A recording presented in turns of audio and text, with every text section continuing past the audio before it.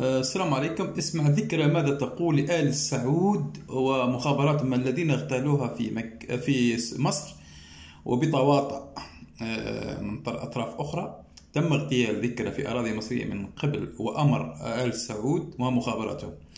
اسمع هذه الرسائل التي أرسلتها لهم عبر هذه الأغنية التي كانت سبب في اغتيال ذكرى الفنانة التونسية رحمها الله.